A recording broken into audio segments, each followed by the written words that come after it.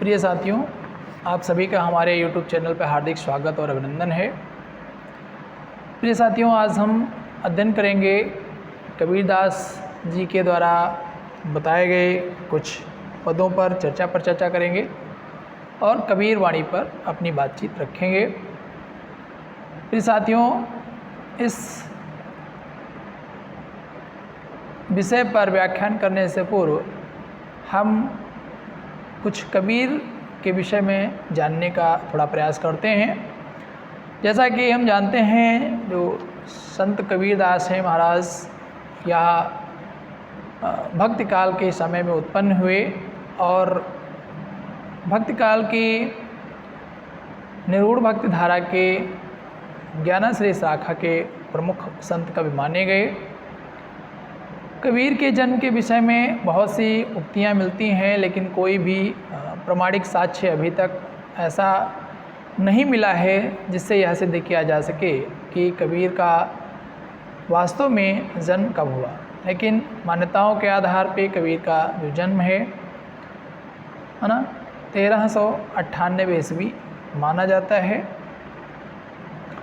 और इनके माता पिता, ऐसा माना जाता है कि इनका जो जन्म है विधवा ब्राह्मणी के गर्भ से हुआ था और जो इनकी माता थीं उन्होंने इनको लोकलाज के कारण त्याग दिया और यह इन्हें किसी तालाब, जिसका नाम लहरतारा तालाब था, तालाब के किनारे इन्हें छोड़ आई थी। और वहीं पर एक जो जुलाहा दंपति हैं वह अपने नित्य दैनिक कर्मों के लिए जब वहाँ पहुँचते हैं तो वह इन्हें पाते हैं, रोता हुआ पाते हैं और इन्हें अपने घर पे ले आते हैं और इस प्रकार वह उनका पालन पोषण करते हैं। साथियों, कबीर का उद्भव जिस समय समाज में हुआ, उस समय समाज विभिन्न प्रकार की विसंगतियों से गुजर रहा था। समाज में धार्मिक आडंबर, बाह्य आक्रमणकारी, है ना, जो मुस्लिम आक्रांता थे उनके भी प्रभाव बहुत ही ज़्यादा भारतवर्ष में देखने को मिल रहे थे, या भारतवर्ष पे ज़्यादातर आक्रमणकारियों ने अपना प्रभुत्व स्थापित कर लिया था। उस दौर में सामाजिक समरसता एक तरीके से बिखरी हुई थी। समाज में जो समरसता का भाव है वह टूट सा गया था। चूँकि समय क्या था, जो राजा महाराजे थे वह आपस में अपनी शक्तियों का प्रदर्शन करने के लिए स्वयं में लड़ा करते थे और इसके कारण से जो भारतवर्ष है उस भारतवर्ष में एक जो समृद्धशाली शक्ति है वह शक्ति नहीं विकसित हो पा रही थी और इन्हीं सब परिस्थितियों का लाभ उठा करके बाह्य आक्रमणकारियों ने भी भारत पे आक्रमण किए और वह सफल भी हुए। उन्होंने भारत पर अपना राज्य स्थापित किया। उस स्थिति में भारतीय जनता, राजे महाराजे जो युद्धों में हार गए और वह मुग़लों के या उस समय के जो भी आक्रांता थे उनके शासनों के अधीन आ गए, तो ऐसी स्थिति में भारतीय जनता निराशा की स्थिति में थी और निराशा की स्थिति में भारतीय राजे महाराजे ना ही तो अपने गुणगान सुन सकते थे और ना ही तो उनसे लज्जित हुए बिना रह सकते थे। इस स्थिति में जो भारतीय समाज था वह एक मार्ग की ओर मुड़ा, जिसे भक्ति कहा गया, वह ईश्वर भक्ति की ओर मुड़ गया और उसी में अपने खोए हुए मान सम्मान अपमान को प्राप्त करने की इच्छा और चेष्टा करने लगा। साथियों, इस दौर में समाज में जो आप देखते हैं दो प्रकार के शब्द चलते हैं। एक तो हमारे समाज में शब्द आता है तब्दीली का, तबलीगी जमात। तो उसमें क्या होता था, थोड़ा बहुत अगर चर्चा करें तो बहुत सी एक पत्रिका छपती है उत्तर प्रदेश हिंदी, लखनऊ के हिंदी संस्थान से, जिस पत्रिका में ये मेंशन किया गया है कि मुस्लिम समाज के जो बड़े लोग होते थे या आक्रांता होते थे, वह समाज के कुछ दबे कुचले वर्ग के लोगों को मान सम्मान देने के लिए, उन्हें अपने तरफ बुलाने के लिए उन लोगों के धर्म का परिवर्तन कर रहे थे। और इसी की प्रतिक्रिया स्वरूप समाज में एक शुद्धिकरण का प्रचार प्रसार चालू हुआ। जब आप देखते हैं कि समाज में उस मुस्लिम धर्म में कन्वर्ट हुए लोगों को हिंदू धर्म में बदलने के लिए एक शब्द चला शुद्धिकरण। ये दोनों ही शब्द यदि आप रेफरेंस लेना चाहें तो रेफरेंस के तहत लखनऊ संस्थान से हिंदी पत्रिका छपती है और पत्रिका मात्र 25 रुपये की है और उस पत्रिका में आप इस रेफरेंस को देख सकते हैं। फ़िलहाल उधर हम नहीं जाएंगे, क्योंकि कहने का मतलब ये है कि जो समय था वह ऐसी परिस्थितियों से गुजर रहा था कि समाज में विभिन्न प्रकार के जो समरसता है उसे लाने का प्रयास बहुत ही मुश्किल था और उसको करने का प्रयास कर रहे थे। साथियों, बात करते हैं कबीरदास जी की। तो कबीर के विषय में जब बातचीत की गई तो इनके जन्म के विषय में हमने थोड़ी बातचीत की है कि कहाँ पर इनका जन्म हुआ और कैसे जन्म हुआ।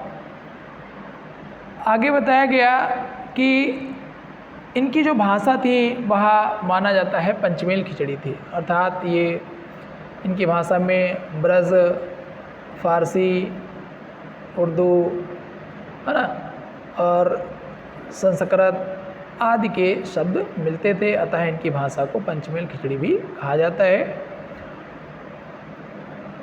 और इनकी भाषा को सधुक्कड़ी भाषा भी कहा जाता है। क्योंकि कबीर पढ़े लिखे नहीं थे, कबीर ने स्वयं भी अपने विषय में कहा है, मस कागज छुयो नहीं कलम गही नहीं हाथ, कि मैंने कलम नहीं छुई है और ना ही तो कागज़ नहीं छुआ है और कलम हाथ में नहीं गई है। गई माने पकड़ना, हाथ में कलम भी नहीं पकड़ी है। तो इस प्रकार से ये अंतः साक्ष्य माने जाते हैं। लेकिन बहुत से विद्वान हुए, जैसे पीताम्बर दत्त पर्थवाल हैं, आचार्य रामचंद्र शुक्ल हैं, आचार्य प्रसाद द्विवेदी हैं, है ना, और भी कई विद्वान हैं जो ये मानते हैं। कुछ लोग मानते हैं कि जो कबीरदास हैं पढ़े लिखे थे और कुछ लोग मानते हैं कि कबीरदास पढ़े लिखे नहीं थे। तो इस पर अपने अपने तर्क हैं, इस पर जब हम विषय पर आएंगे तो उस पर चर्चा करेंगे। ऐसा माना जाता है कबीर के 2 विवाह हुए, तो एक विवाह जो है प्रमाणिक माना जाता है, दूसरे विवाह के भी विषय में बातचीत की जाती है। तो कबीर का एक विवाह हुआ जिसमें उनके 2 पुत्र हुए, कमाल और कमाली नामक उनके 2 पुत्र उत्पन्न हुए। पुत्र मतलब एक पुत्र और पुत्री उत्पन्न हुए। तो इसके विषय में भी एक पद मिलता है, बूढ़ा वंश कबीर का उत्पन्न भयो कमाल, है ना। और इनकी पत्नी का नाम रंजनिया था और दूसरी पत्नी का है या पहली पत्नी का, ऐसा ये नाम रंजनिया है। और दूसरा भी एक इनका विवाह हुआ, उनके भी 2 पुत्र हुए थे, तो उनको भी उसका भी कोई पुख्ता प्रमाण नहीं मिलता है, लेकिन उस पर चर्चा होती है। तो आइए साथियों, उधर अब ज़्यादा ना बातचीत करते हुए हम कबीर की वाणी की ओर चलते हैं। और ये हमारे BA प्रथम सेमेस्टर के द्वितीय प्रश्न पत्र की में इनका जो है सिलेबस में लगा हुआ है। तो इनका पहला पद है, मोको कहाँ ढूंढे बंदे मैं तो तेरे पास में, ना मैं देवल ना मैं मस्जिद ना काबे कैलाश में, ना तो कौने क्रिया कर्म में ना ही योग वैराग में, और खोजी होए तो तुरते मिले हों पल भर की तलाश में, कहे कबीर सुनो भाई साधो सब श्वासों की श्वास। कबीरदास जी ने अपने समय में जिन भी उक्तियों को कहा है या जिन भी पदों को गाया है, वह पद बहुत ही मार्मिक, बहुत ही प्रासंगिक और समाज को एक सशक्त झटका देने वाले पद थे। साथियों, आप इतना समझ लीजिए कि किसी भी पद को कहने के बाद उसका प्रमाण देना बड़ा मुश्किल हो जाता है, लेकिन कबीर ने जो भी कहा वह प्रामाणिक है और उसकी मान्यता है। क्या कहा? मोको कहाँ ढूंढे बंदे मैं तो तेरे पास में।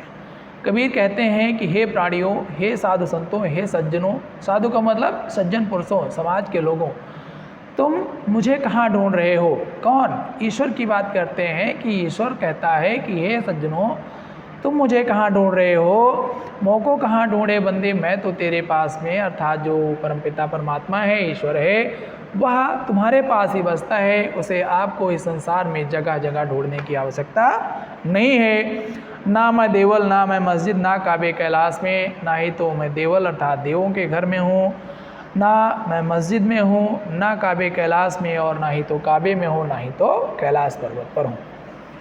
बात समझ रहे? ना तो कोने क्रिया कर्म में, ना ही योग वैराग में।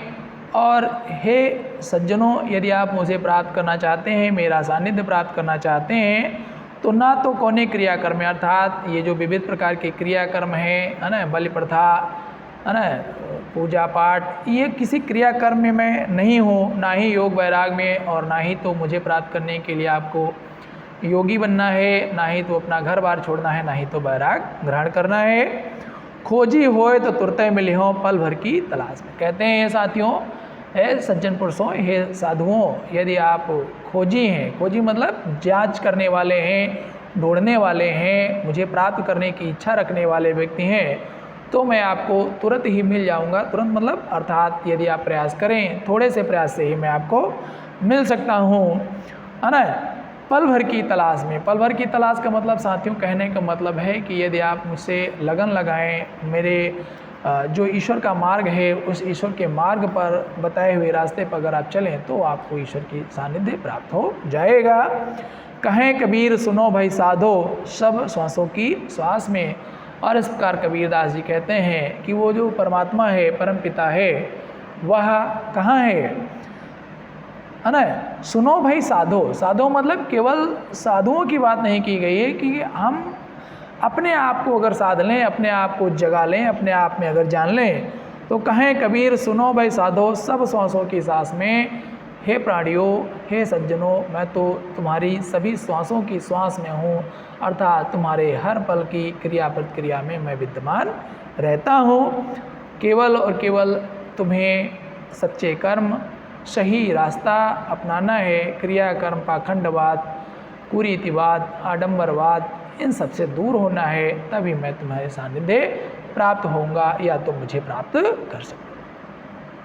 साथियों बात करें तो जो ये पद लिया गया, मोको कहाँ ढूंढे बंदे, मैं तो तेरे पास में, ना मैं देवल ना मस्जिद ना काबा कैलाश में, ना तो कोने क्रियाकर्म में, ना ही योग वैराग में, और खोजी होए तो तुरते मिली हो पल भर की तलाश में। और कहें कभी सुनो भाई साधो, सब श्वासों की। संदर्भ की बात करें तो ये जो पद है, कबीरदास जी का पद जो है बीजक ग्रंथ से अवतरित है, बीजक ग्रंथ के पद भाग से अवतरित है, जिसके की रचयिता संत कबीरदास जी हैं। प्रसंग की बात बताई गई। प्रसंग का मतलब क्या है? प्रसंग का मतलब है कि इस पद के माध्यम से क्या बताया जा रहा है। तो प्रसंग क्या है साथियों? इस पद के माध्यम से कबीरदास जी ईश्वर की प्राप्ति का मार्ग बताना चाहते हैं कि ईश्वर की प्राप्ति का मार्ग कितना सच्चा, सीधा, सरल है। यदि कोई मनुष्य ईश्वर को प्राप्त करना चाहता है तो उसे क्या करना चाहिए और क्या नहीं करना चाहिए, इन सब बातों पर यहाँ पर क्या है, चर्चा पर चर्चा की गई है ना। साथियों अगर हम शब्दार्थ की बात करें तो सीधे सीधे आप देख रहे हैं, जैसे मोको माने तो मेरों को या मुझको हो जाएगा, बढ़े बड़े मने मनुष्य, है ना। कहाँ ढूंढे बंदे, मैं तो तेरे पास में। बढ़े मने मनुष्य, देवल मने देवताओं का घर अर्थात मंदिर की बात कर रहे हैं। कैलाश मने जो कैलाश पर्वत की बात कही गई है। क्रियाकर्म मतलब क्रियाकांड, जैसे आप क्या कहते हैं, कहीं नारियल तोड़ना हो गया, लड्डू चढ़ाना हो गया, अगरबत्ती दिखाना हो गया, तो ये सब क्रिया के कर्म हैं। और क्रियाकर्म में नहीं हो, ना ही योग वैराग में। तो योगी हो जाने का मतलब कोई व्यक्ति अपना घर बार छोड़ करके संन्यास की ओर चला जाता है ना। वैरागी हो जाना। खोजी मने सच्चा या भक्त, और तुरते मने तुरंत ही, श्वास मने सांस सांस में, अर्थात हर एक पल मैं उस व्यक्ति से, उस संत से मिलने को तैयार हूँ, अर्थात वह संत मुझे जान सकता है यदि वह मुझे क्या अच्छे मार्ग पर चले और मुझे ढूंढने का प्रयास करे। तो साथियों इस पद में इतना ही। अगले एपिसोड में हम इनके अगले पद पर चर्चा करेंगे। तो साथियों बने रहें हमारे साथ। आप सभी का बहुत बहुत धन्यवाद। हमारे वीडियो को अगर आपको पसंद आए तो लाइक करें, शेयर करें। धन्यवाद।